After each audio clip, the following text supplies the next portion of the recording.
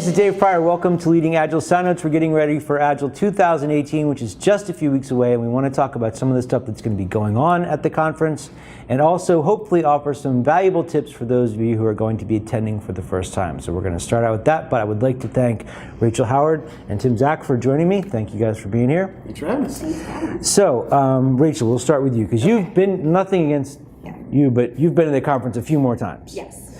So for people that are coming for the first time, what advice do you have for them to get the most out of the conference? I would say, and this is probably going to be my answer for multiple questions, but do your homework before you go. Okay. Really look at the talks, look at the speakers, see what really resonates. I'd say have a plan for the things that you know, I absolutely do not want to miss this. Right. And then kind of have your secondary ones, because you're not going to be able to go to everything that you plan on going. I think you bite off more than you can chew your first time. Yeah, and even if you do plan it out, there's a chance those sessions will fill up. So Right. It's always good to have a backup thing to attend. Right.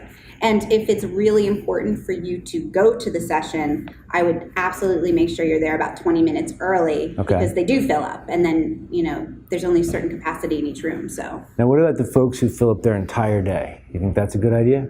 I think you're going to burn yourself out. I don't think you can sustain that for a whole week. I mean, maybe people have more energy than I do. Right. But I would say, plan some time to have some breaks. Okay. Maybe even, San Diego's a great city. Take an afternoon and go take a break, go with friends, go see some, There's sites. a cat cafe. Well, there you go. You have to go to the cat cafe. So, but yeah, because you get a lot of, you get weary, conference weary, because it's very intense and it's really long. It's long days. Yeah, a lot of people get hung up on not missing out on things, but I know, for somebody who's very introverted, you have to take time to go just sit in a quiet room and process stuff and just recover. You don't have to go to every single event. Right. Or drink every single drink. Right. That's true too, because I think that you can get carried away there because you're around just so many fun people, interesting people. There's always such a huge nightlife that if it's really important for you to go to a talk in the morning, you might want to keep that in mind the night before. Sleep. Okay. And so what kind of stuff do we have going on?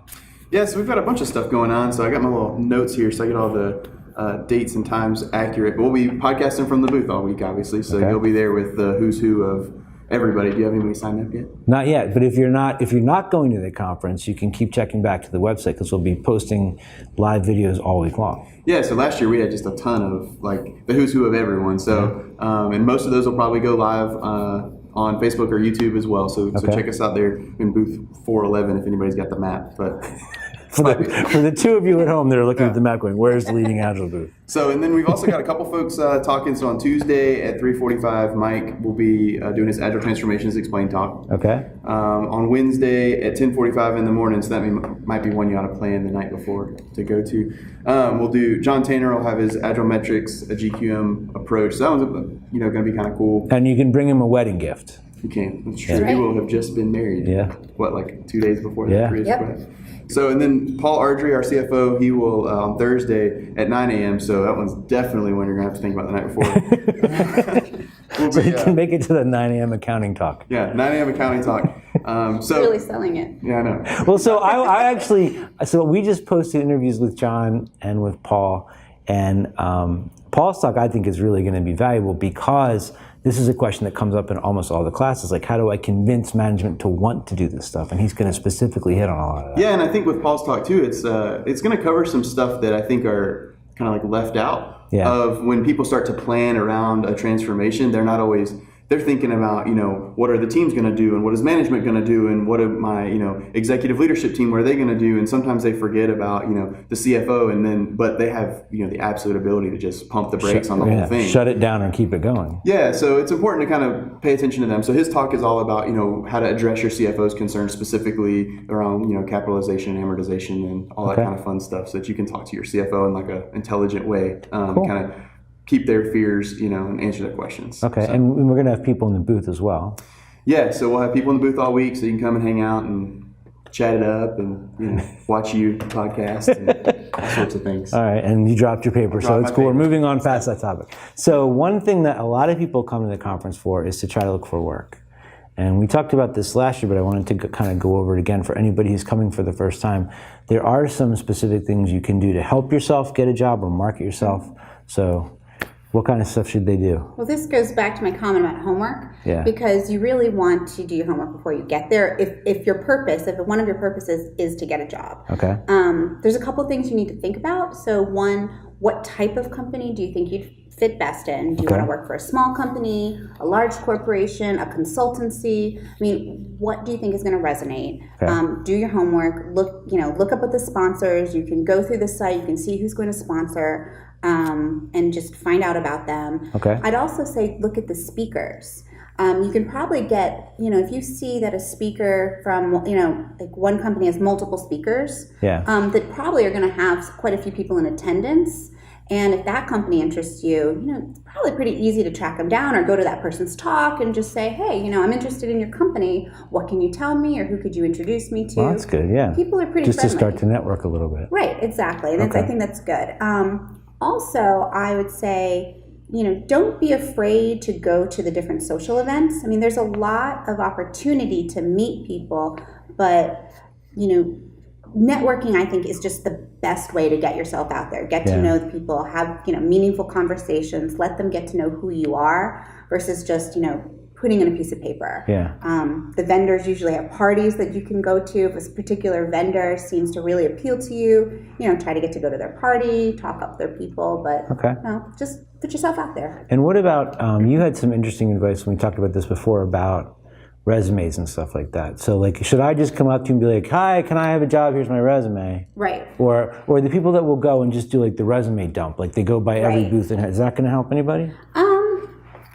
I personally don't think it was. If I was the person in the booth, it wouldn't be something that appealed to me. It might be something that I put your resume aside because I don't have time to look at it because I'm busy. Right. And then maybe when I get home from the conference. If it makes it into the suitcase. Right. If it makes it into the suitcase, I mean, there's a good chance it's going to get lost. But if it makes it into the suitcase, I'll look at it later. Yeah. But then I've missed out on the chance to interact with you and get to know you. Yeah. I think it's important that if you really are interested in a company, sure, give them your resume, but really make it a point to try to have a meaningful conversation with someone, whether it's in the booth or just saying, hey, can we grab a cup of coffee? Your company really appeals to me.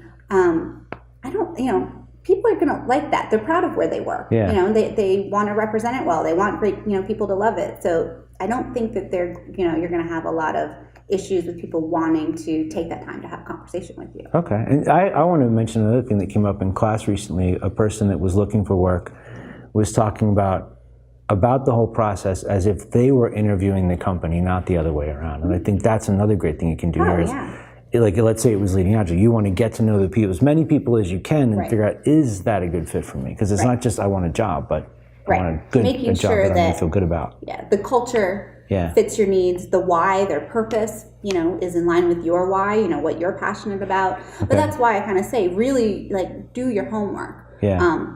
And they go on LinkedIn, see who works at these companies, look at their website, check out their mission statement, are they a product company? Are they a consulting firm? What do you want to do? Right. But come prepared so it's not just I walk into this big vendor hall and I'm overwhelmed because there's 100 booths and I don't know where to begin. Yeah, or you're just stalking people like, hey, can I have a job? Hey, can I have a job? Right. I mean, it's gonna come across a lot better, I think, if you know a little bit about the company. Yes. Or if you're going to go to one of the sessions, kind of research, like if you're going to go to John's talk, we've already got a bunch of stuff posted that he's kind of incorporating as well as all the new stuff he's bringing to the talk. Right. Yeah, Learn about that and engage him in the conversations as well, right?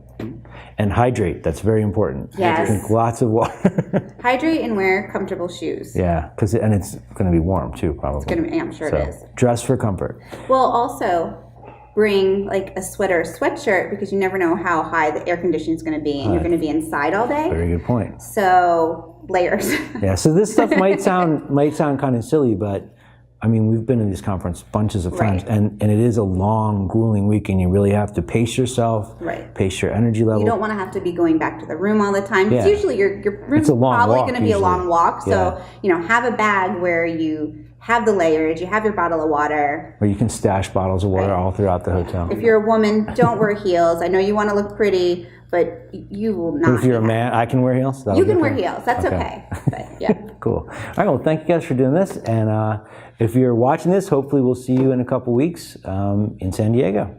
Right? Sounds good. Sounds Cool. good. Thanks.